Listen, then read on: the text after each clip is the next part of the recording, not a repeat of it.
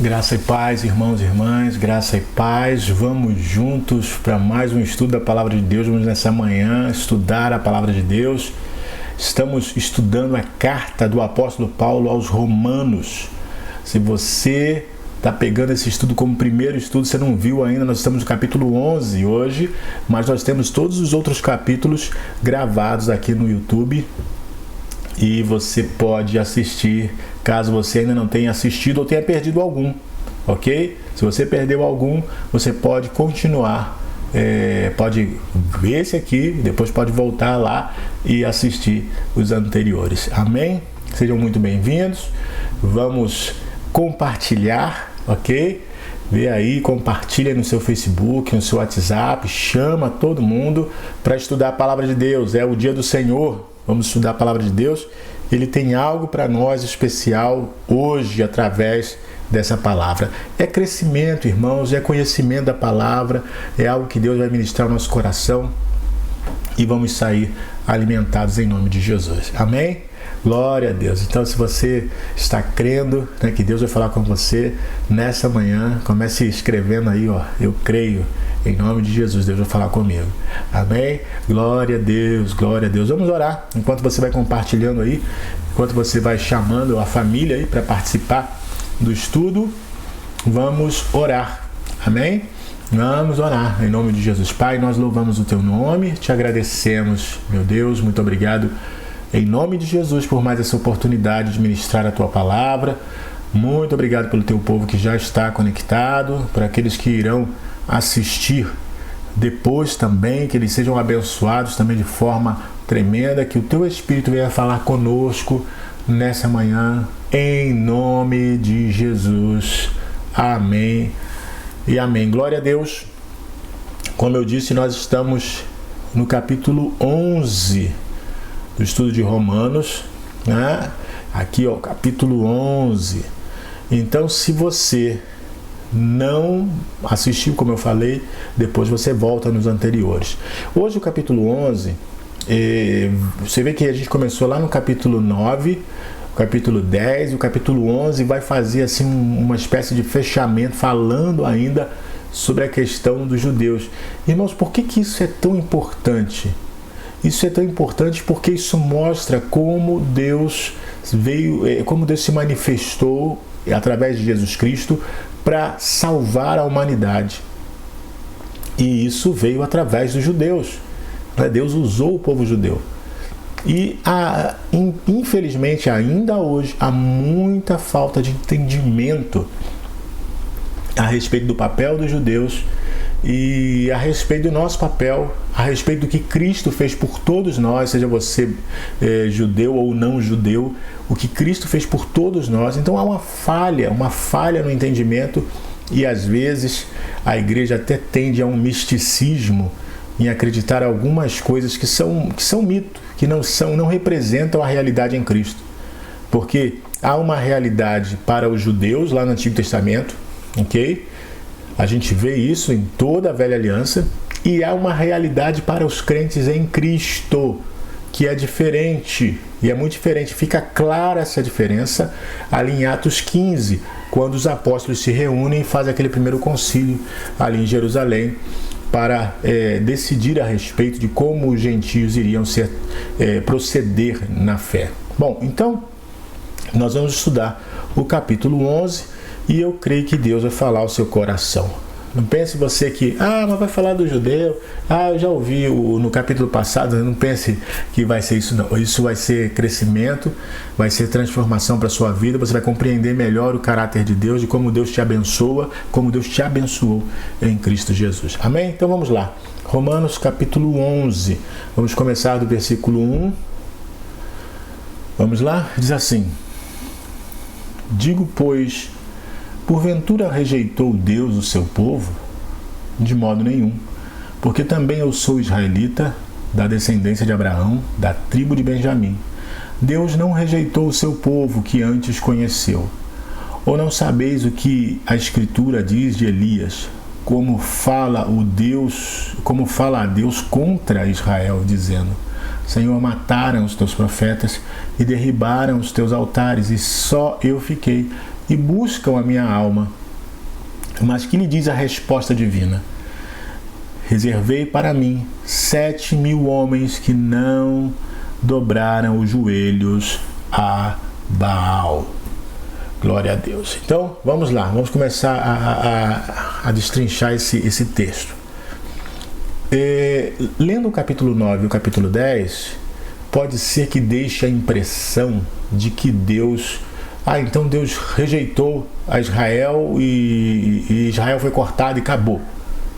E Paulo fala, não foi isso que aconteceu, né? De modo nenhum isso aconteceu.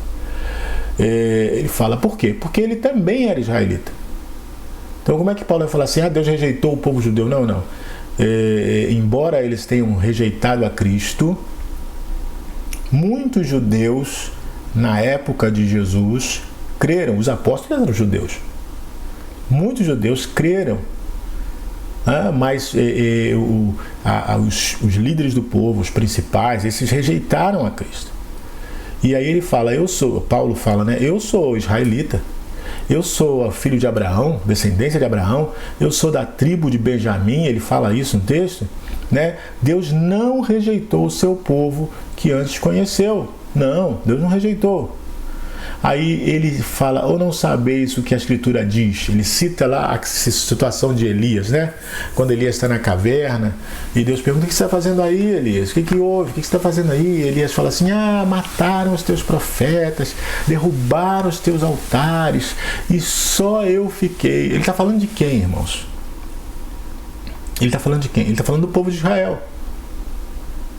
Ele não está falando de Jezabel, não, naquele momento Acabe era rei de Israel, então ele representava o povo, ele está se queixando do povo de Israel. Olha, eles mataram os teus profetas, eles derrubaram os teus altares. Se você lembra, lá no monte quando Elias invocou o fogo, né? Primeiro, o que aconteceu? Elias propôs, estavam lá os 450 profetas de Baal, 400 do poste ídolo, e o povo todo lá em volta. Que povo era esse? Era o povo de Israel. E aí Elias fala assim, olha, vamos fazer o seguinte, vamos colocar o holocausto aqui, e o Deus que responder com fogo, esse é o verdadeiro Deus. Qual foi a resposta do povo? Vamos ver isso aí, vamos ver. Pensa só, o povo de Deus, o povo que saiu do Egito, o povo que atravessou o mar, o povo que viu o pão cair do céu, o povo que viu carne vir do céu, o povo que viu todas essas maravilhas. Agora Elias fala assim, então vamos ver, o Deus que respondeu com fogo, ele fala, é isso aí, a gente quer ver, a gente quer saber. Eles não sabiam que Deus era Deus? Ou seja, o povo estava tão contaminado pelos sinais de Baal, que Baal fazia sinais. E tinha aqueles sacerdotes lá, eles faziam sinais. E o povo estava tão fissurado, por isso é como hoje, irmãos. É um povo que quer ver sinais. Ele quer ver sinais. Ele fala, vamos ver se Deus está mesmo nesse lugar. Bom, aí, mostra um sinal aí. Se tiver sinal, se tiver língua, manifestação, a gente roda. Então Deus está aí. Isso é muito perigoso, irmãos. É um povo que só se liga no visual. Mas Elias está aqui se queixando dele, falando, olha, eles mataram os teus profetas e derrubaram os teus altares, e só fiquei eu. Mas Deus respondeu para Elias assim, olha, Elias, eu reservei 7.000 homens que não se dobraram a Baal. Não sei só você não, tem 7.000. Então por que Paulo está contando esta história? Olha o versículo 5. Assim, pois, também agora nesse tempo ficou um remanescente segundo a eleição da graça. Mas se é por graça, já não é pelas obras. De outra maneira, a graça já não é graça. Se, porém, é pelas obras, já não é mais graça. De outra maneira, a obra já não é obra. Então, da mesma forma que no passado, quando no tempo de Elias, Deus deixou um remanescente, da mesma maneira, nesse tempo presente, Paulo fala, Deus também deixou um remanescente. igual aqueles 7.000 que não se dobraram contra para Baal, Deus também deixou agora um remanescente que é segundo a eleição da graça. Não é por obra, não é por nada que eles tenham feito. Não é porque eles foram mais espirituais, ou eles trabalharam mais, eles ofereceram mais, sacrificaram mais. Não, agora é pela graça. Esse remanescente, esse povo pouco que ficou, né, de Israel, ele é o remanescente pela graça. Paulo fazia parte disso. Os apóstolos faziam parte disso. É o remanescente pela graça. Então, é disso que Paulo está falando, é isso que Paulo está se referindo, né? Do remanescente pela graça. Ok, pastor, mas o que isso ainda tem a ver conosco? Muita coisa. E é isso que eu quero mostrar para vocês. Por que nós estamos estudando isso? Vejam bem. Continuando, versículo 7. Pois que o que Israel buscava não alcançou, mas os eleitos o alcançaram e os outros foram endurecidos. Como está escrito, Deus lhe deu espírito de profundo sono, olhos para não verem e ouvidos para não ouvirem, até o dia de hoje. E Davi diz: torne-se-lhes a sua mesa em laço e em armadilha e em tropeço por sua retribuição. E escureceram-se-lhes, aliás, os olhos para não verem, e encurvem-se-lhes continuamente as costas. Então, olha só o que Paulo está querendo dizer aqui. Israel que buscava, né? O povo saiu do Egito, Deus se aproximou do povo, se manifestou ao povo. Israel que buscava não alcançou, mas os eleitos alcançaram e os outros foram endurecidos. Então ele está falando que a respeito de Israel não foram todos, alguns que foram eleitos pela graça de Deus. Eles receberam a graça de Deus. Agora outros foram endurecidos. Isso aqui é complicado para a gente entender, porque na carne a gente sempre tenta questionar a soberania de Deus. Mas como é que Deus endurece isso? Como é que Deus... Irmãos, Deus é Deus. É difícil explicar isso, né? A gente sempre tenta explicar Deus através de uma ótica do amor humano. Porque a gente acha que isso é certo, a nossa ética, né? O correto é isso. A gente acha que Deus tem que fazer isso, segundo a nossa visão. Irmãos, Deus criou o que é correto. E Deus deseja nos abençoar sempre, mas Ele sabe exatamente o que é bom para nós e o que não é bom para nós. Nós não sabemos. Nós sabemos só até certa parte, mas nós não conseguimos. Eu não consigo ver o dia de amanhã. Eu não sei o que vai acontecer amanhã. Aí, de repente, você está aqui pensando: poxa, amanhã eu tenho que ir trabalhar, é segunda-feira, e eu vou fazer isso, vou sair tal hora, vou fazer aquilo. Esse é o seu plano. Esse é o seu plano. Mas você não sabe exatamente o que vai acontecer. Aí chega amanhã, você acorda muito mal, sem condição de sair da cama. A ponto de ter que ligar para o trabalho e falar assim: olha, eu não tenho condição de trabalhar, eu estou indo ao médico, eu levo o atestado, mas eu não tenho condição. Você está entendendo o que eu estou falando? Então, é o nosso plano, a gente planeja, mas a resposta certa realmente vem da boca do Senhor. Então, às vezes, Deus impede certas coisas ou permite certas coisas, e a gente vai saber isso lá na frente, porquê disso. Ou a gente talvez nem vá saber o porquê, mas foi um livramento de Deus, foi Deus agindo de alguma forma para o nosso benefício. Por quê? Porque todas as coisas cooperam para o bem daqueles que amam a Deus. Amém? Então, nós precisamos crer nisso, crer no amor de Deus e crer que Deus faz sempre o que é bom, agradável e perfeito para nós. Amém? Então, vamos lá. Então, olha só, os eleitos alcançaram. Deus para alguns deu um espírito de profundo sono, olhos para eles não verem, né, e ouvidos para não ouvirem até o dia de hoje, Paulo falando, né? E ainda cita Davi dizendo que, olha, torne-se-lhes a sua mesa em laço, e em armadilha e em tropeço por sua retribuição. Escureçam-se-lhes os olhos para não verem, e encurvem-se-lhes continuamente as costas. Então, Paulo está falando isso a respeito dos judeus. Isso aconteceu com eles. Agora, fala assim, poxa, mas Deus não é bom? Por que Deus fez isso? Por que Deus permitiu que uma grande parte dos judeus se endurecessem? Não é? Assim como ele endureceu o coração de Faraó, se endurecessem com respeito a Cristo. Por que ele permitiu isso? Vamos lá, vamos à palavra, versículo 11. Digo, pois, porventura tropeçaram para que caíssem? De modo nenhum. Mas pela sua queda veio a salvação aos gentios. Está aí, olha só, olha aí. Então, primeiro, já respondendo de cara a pergunta, Deus é mau? Deus fez isso de propósito? Não, olha só. Deus não fez isso para que eles caíssem. Deus não fez isso para que eles fossem destruídos de modo nenhum.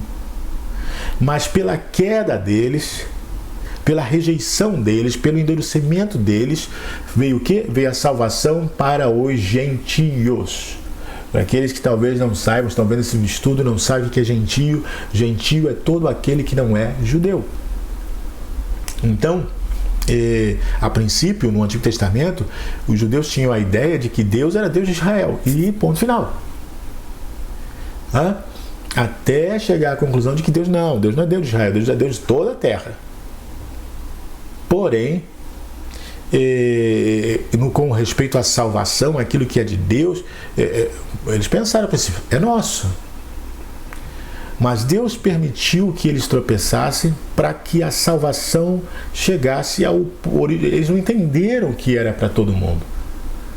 Levou tempo para os judeus entenderem, né? Pelo menos até os apóstolos mesmo, levou tempo para eles entenderem que Deus queria salvar o mundo inteiro, não apenas Israel, né? Então, o motivo da queda deles, Paulo está dizendo, é a nossa salvação. Olha só, digo, pois, porventura tropeçaram para que caíssem? De modo nenhum, mas pela sua queda veio a salvação aos gentios, para os incitar à emulação.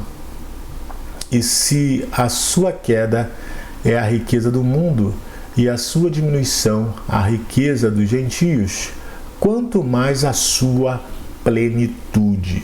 Veja bem, então se a queda dos judeus, né, causou a salvação para nós, então o que vai causar o levantar deles?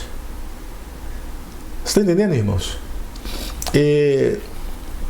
Se o que aparentemente foi negativo para eles redundou em bênção para nós, o que quando for positivo para eles vai causar para nós? Vocês estão entendendo? Tem muita gente que olha para o final dos tempos, né? O que a Bíblia fala de escatologia. Escatologia é o estudo das últimas coisas. Meu Deus! Irmãos, nós estamos muito bem. Nós estamos muito bem. Por quê? Porque a promessa para nós.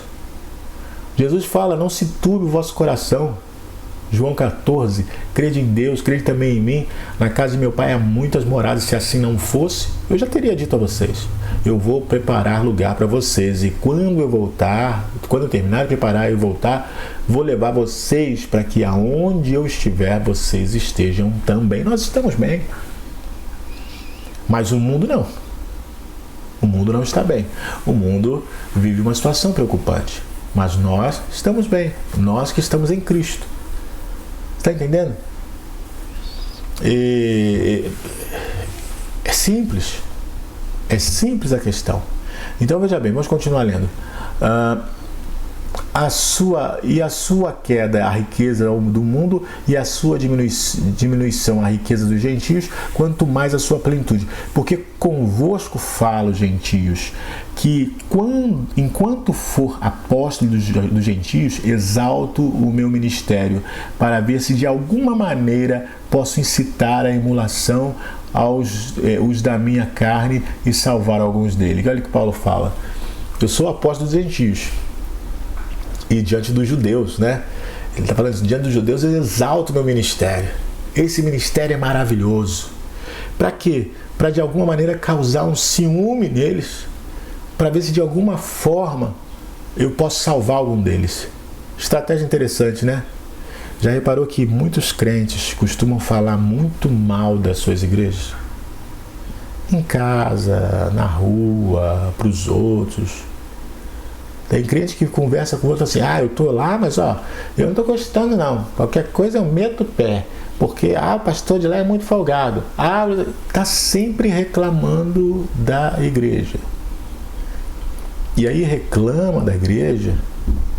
Quem que você vai levar para lá? Quem que você vai atrair para levar para lá?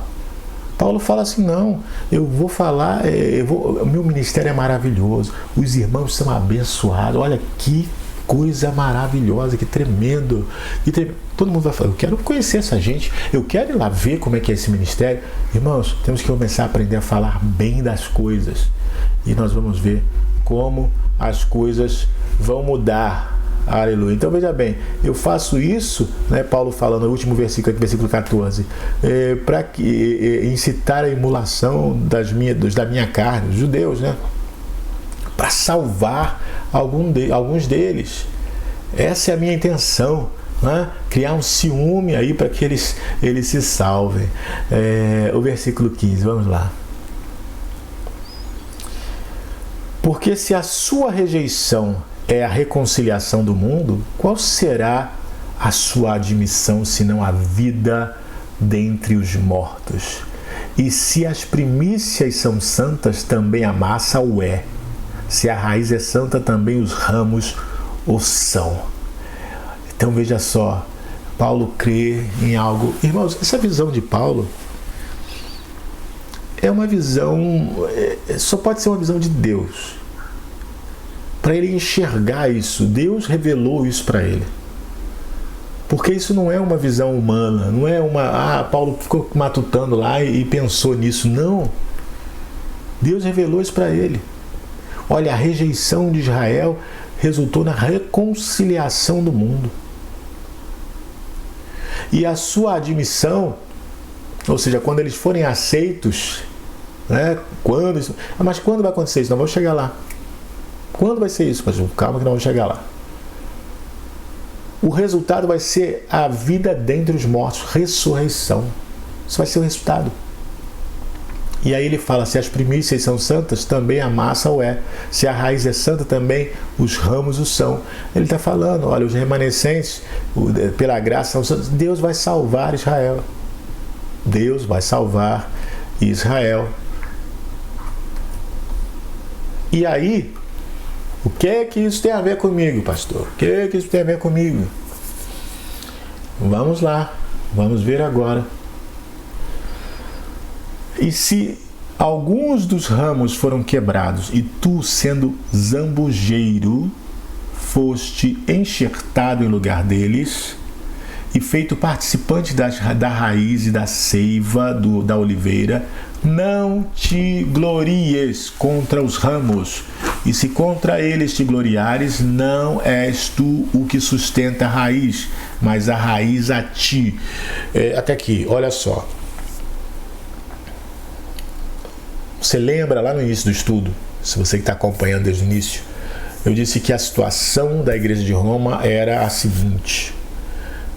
Houve um decreto lá do imperador, todos os judeus tiveram que sair de Roma. Ficaram fora de Roma 5 anos. Com isso, a igreja romana ficou só com os gentios durante 5 anos. Depois desses 5 anos, acabou essa proibição e os judeus puderam retornar a Roma. E aí retornaram à igreja. E depois de 5 anos, muita coisa havia mudado. E, com certeza, os conflitos começaram a acontecer. E aí Paulo está escrevendo a carta aos Romanos justamente para conciliar esses negócios, colocar cada coisa no lugar. Pois bem, e aqui ele está dizendo o seguinte: olha, você que é gentio, né? Era um zambuzeiro, era uma árvore brava, uma árvore que não tinha muito valor, você foi enxertado na oliveira. Então não se engrandeça, não ache que você... eu sou... Não, porque esses judeus aí não são nada, eu é que sou... Não se exalte porque você foi enxertado. Não te glorie sobre eles porque você foi enxertado. E não é você que sustenta a raiz, é a raiz que sustenta você. Aleluia. Não é você que sustenta o Senhor, é o Senhor que sustenta você.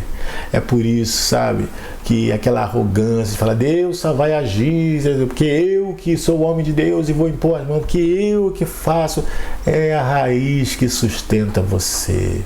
Você não faz nada se Deus não disser para fazer. Você não faz nada se Deus não... Você não cura se Deus não curar. Você não liberta se Deus não libertar. Você não faz nada se Deus não fizer. Então, isso é muito sério. Paulo está falando, sabe? Tem muita gente que realmente se acha alguma coisa e está falando, não, nós não temos que nos gloriar. Tudo que acontece na nossa vida, irmãos, é graça.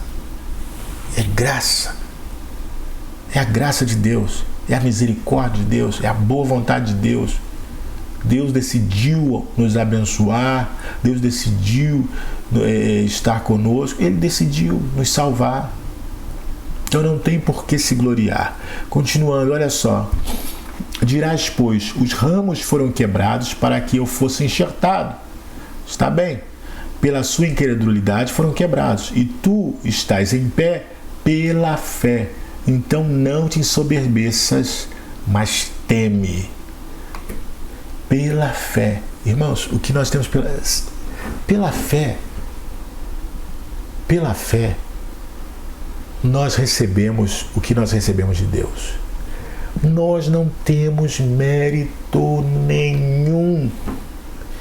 Não tem pastor, não tem bispo, não tem ninguém que diga assim, não, comigo é porque eu já tenho um crédito, né? Tem um pregador que gosta, não sei se fala isso aí, mas gostava de falar isso, né? Senhor, se eu tenho crédito contigo, ninguém tem crédito nenhum. O céu não é financeiro, irmãos. Nós lá temos tudo gratuitamente. Não é porque nós somos bons pagadores, não. Se você for bom pagador, seu score vai ser alto, você tem um score alto no céu. Isso não existe. O score altíssimo é de Jesus, é Ele que tem o alto score. Não somos nós, não. É Ele que tem o nome mais limpo, que é sobre todo nome, e nós usamos o nome dele, porque o nosso nome não vale nada. Você está entendendo?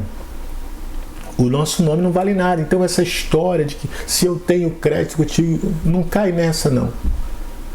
Não cai nessa, porque isso é feito para fazer você acreditar que olha que homem de Deus tremendo, olha que mulher de Deus tremendo, olha, não cai nessa não. Você também é um homem de Deus tremendo, uma mulher de Deus tremenda, porque o Espírito Santo habita em você. Não há nada de diferente. Ok? Então olha só, não se ensoberbeça, mas teme. Então, continuando aqui, olha o versículo 21. Porque se Deus não poupou os ramos naturais, teme que não te poupe a ti também. Considera, pois, a bondade e a severidade de Deus. Para com os que caíram, a severidade, mas para contigo, benignidade, se permaneceres na sua benignidade. De outra maneira, também tu serás cortado. E também eles, se não permanecerem na incredulidade, serão enxertados, porque poderoso é Deus para tornar a enxertar. Então, o que é isso aqui? Ué, pastor, a gente perde a salvação, é isso que está falando aqui? Irmãos, tem uma maneira de cair da graça. Está lá em Gálatas. Como é que se cai da graça? É indo para a lei. Paulo fala aos Gálatas assim, da graça tendes caído. Vocês começaram no Espírito, capítulo 3, vocês começaram no Espírito e caíram da graça. Então quando você sai da graça e vai para a lei, você cai. Isso é cair. Paulo fala isso, que é cair. Tem gente que acha que não. A lei é mais elevada. Não, a graça é mais elevada. A lei está lá embaixo, você cai. Por que a lei está lá embaixo? Mas a lei é santa, pastor, a lei é de Deus. É sim, a lei é. Mas você não.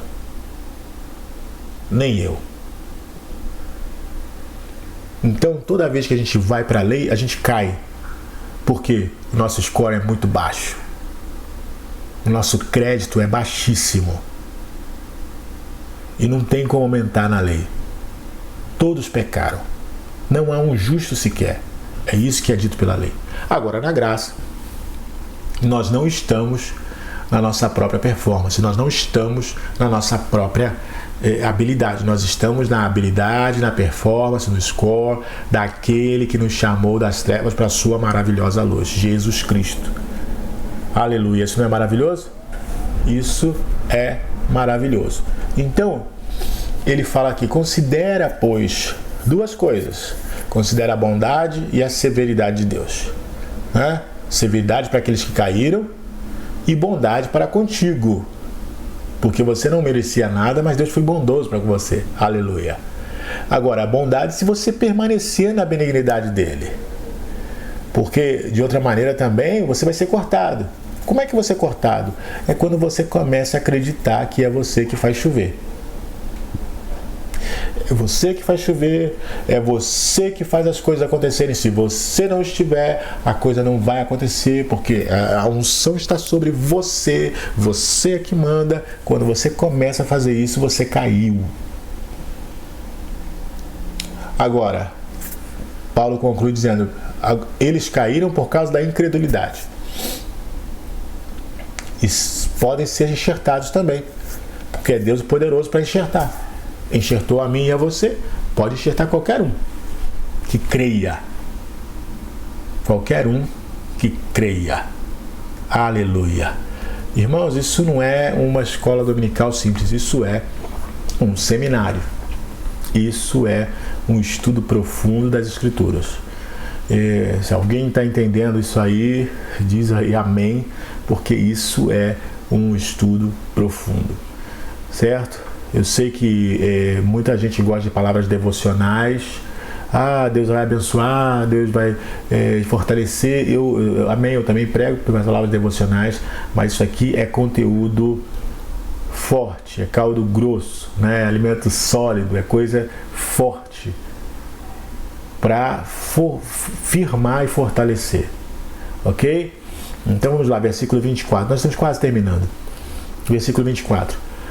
Porque se tu foste cortado do natural zambujeiro e contra a natureza enxertado na boa oliveira, quanto mais esses que são naturais serão enxertados na sua própria oliveira.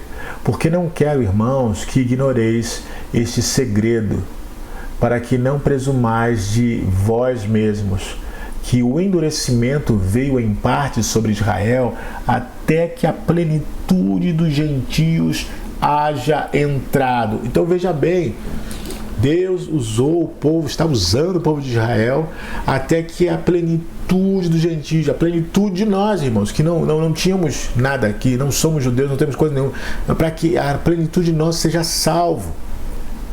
A salvação dos judeus virá após isso.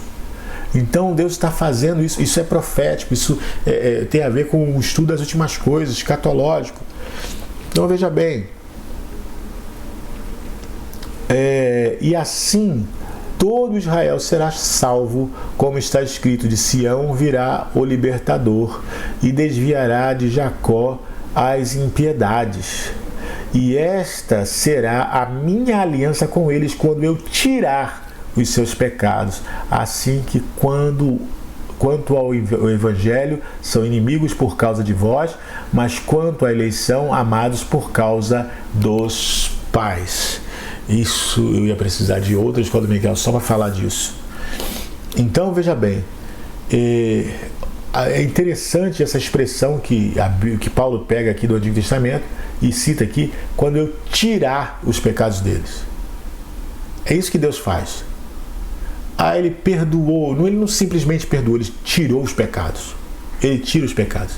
Jesus é o Cordeiro de Deus que tira o pecado do mundo. Irmão, isso é poderoso. Estou falando aqui, eu estou ficando arrepiado com isso aqui. Eu creio que o Espírito Santo está aqui. Isso é poderoso. Ele não simplesmente perdoa, ele tira o pecado. Quantas pessoas não entendem isso? Ele tirou o seu pecado. Pastor, mas eu ainda peco. Querido, ele mudou, ele te deu uma nova natureza, ele te fez uma nova criatura. Você não é mais o pecador, agora você é o justo, porque você foi justificado por ele. Aleluia. Isso não é só maneira de dizer, não, irmãos. Espiritualmente, né, pastor? Maneira de dizer, não, isso é de fato. Ele fez isso. Aleluia. Aleluia. Então, isso é muito forte. Ele tirar os pecados. Não é, eu vou lavar os pecados. Eu vou cobrir os pecados. Não, ele vai tirar os pecados, vai arrancar. Ele tira o pecado do mundo. Esse é o poder de Jesus. Aleluia. Que tira o pecado do mundo. Glória a Deus por isso. Glória a Deus. Olha só. Porque os dons, veja, e a vocação de Deus são sem arrependimento. Ou são irrevogáveis, de acordo com a sua tradução. Porque assim como vós também antigamente fostes desobedientes a Deus, mas agora alcançastes misericórdia pela desobediência deles, assim também estes agora são desobedientes, para também alcançarem misericórdia pela misericórdia a vós demonstrada. Porque Deus encerrou a todos debaixo da desobediência para com todos usar de misericórdia. Aleluia. Então, no final, o objetivo final de Deus é usar de misericórdia. Mas Deus fez isso tudo para... O objetivo final é usar de misericórdia. Deus quer ser misericordioso com todos. Esse é o objetivo de Deus. Eu vou correr um pouquinho que a gente vai terminar, mas já estamos chegando no final. Falta só um pouquinho, só alguns versículos. Veja bem, entenda. O Deus misericordioso. Paulo fala tudo isso até aqui o versículo 32. Vem explicando essa situação, uma situação que para alguns, humanamente pensando, poxa, mas por que Deus faz isso? Por que Deus faz aquilo? Sabe, quando a gente é criança, muitas coisas que os nossos pais fazem, nós não entendemos. Mas por que meu pai fez isso? Por que minha mãe fez aquilo? Por que isso? Por que é assim? Por que é assado? Quer dizer, quando a gente cresce, a gente começa a entender o porquê das coisas. Na infância espiritual também muitas coisas a gente não entende. Mas quando a gente começa a crescer espiritualmente, espiritualmente falando, a gente começa a entender por que Deus faz algumas coisas. Mas Paulo agora, a partir do versículo 33, e aí a gente vai encerrar, ele explica não explicando. Vou lhe mostrar como ele explica não explicando. Vamos lá. Vamos ler. Ó profundidade das riquezas, tanto da sabedoria como da ciência de Deus. Quão insondáveis são os seus juízos e quão inescrutáveis os seus caminhos. Porque quem compreendeu a mente do Senhor? Ou quem foi seu conselheiro? Ou quem lhe deu primeiro a ele para que lhe seja recompensado? Porque dele e por ele e para ele são todas as coisas. Glória, pois, a ele eternamente. Amém e amém. Pastor, como é que é isso? Explicou ou não explicando? Olha só.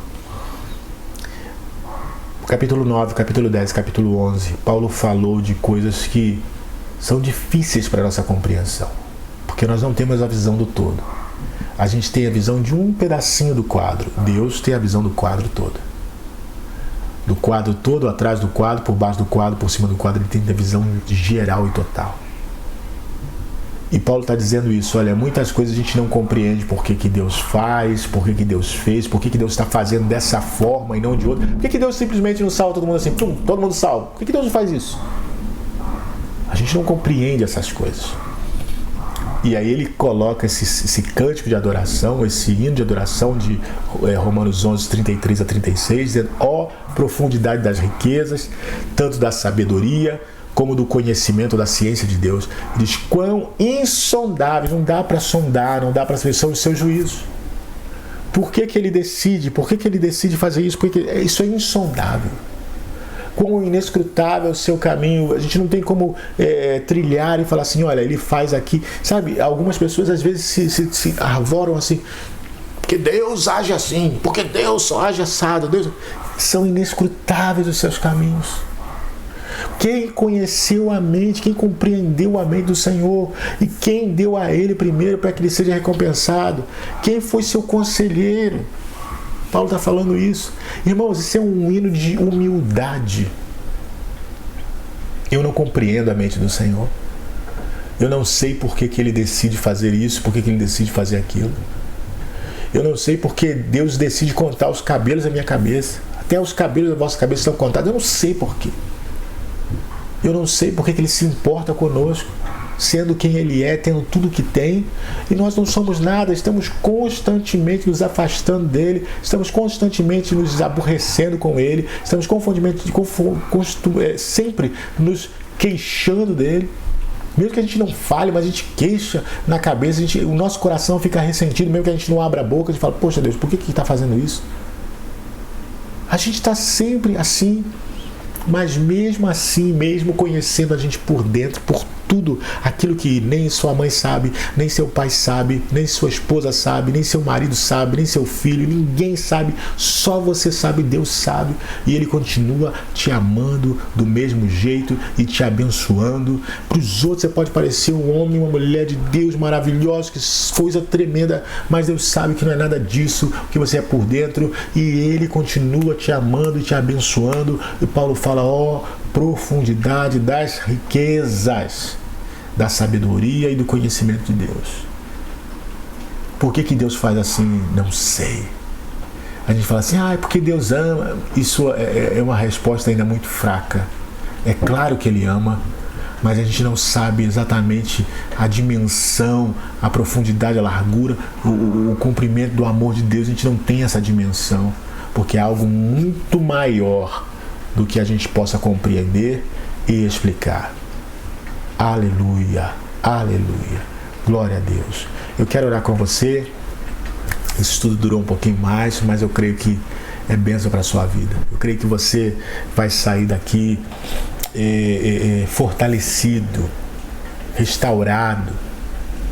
Em nome de Jesus eu creio isso. Amém? Glória a Deus, eu quero orar por você. Irmãos, também eu tenho colocado aqui, embaixo a tarjeta aqui, com a chave Pix. Eu sei que alguns pediram, falaram assim, às vezes na hora da oração mostra a chave Pix muito rápida, eu não consigo. Então tá aqui, tá na tela aqui o tempo todo, certo? Então não vai sair daqui não, você pode copiar aí os números, tá aqui embaixo, se você quiser ofertar, quiser abençoar esse ministério, tá bom? E eu vou orar com você agora. Pai, em nome de Jesus Cristo, te dou toda a honra e toda a glória. Pai, eu te agradeço, Deus, muito obrigado por essa palavra tremenda que o Senhor tem nos dado nessa manhã. Obrigado, Deus, porque só o Senhor pode fazer isso. Os teus pensamentos são insondáveis, Deus. Nós não sabemos por que o Senhor resolveu nos amar dessa forma. Nós não sabemos por que o Senhor ainda se importa conosco, porque nós não temos nada a oferecer, Senhor. Nós não temos nada a oferecer ao Senhor, mas o Senhor nos ama. Pai, eu te glorifico e te exalto, que a bênção, que o poder, que a graça, que, Senhor, a sabedoria, Pai, que as bênçãos dos céus sejam derramadas sobre o teu povo nesse dia. Teu povo seja extremamente abençoado. Aqueles que, porventura, Pai, passaram por alguma situação difícil, estão tristes, estão entristecidos, estão desanimados, sejam fortalecidos agora pelo poder do nome de Jesus. E nós vamos sempre te dar toda a honra, toda a glória e todo o louvor. Pai, eu oro também pelas ofertas, aqueles que ofertaram, aqueles que vão ofertar. Pai, que em nome de Jesus o Senhor dê ainda muito mais em retribuição para eles, Pai. Te agradeço em nome de Jesus. Amém e amém. Que a graça, a paz, a comunhão e a consolação de Deus Pai, Deus Filho e Deus Espírito Santo esteja conosco hoje, conosco permaneça para sempre. Amém e amém. Glória a Deus. Deus abençoe, fique com Deus e a paz do Senhor. Logo mais estaremos com o nosso culto às 19 horas. Amém? Deus abençoe, fique com Deus.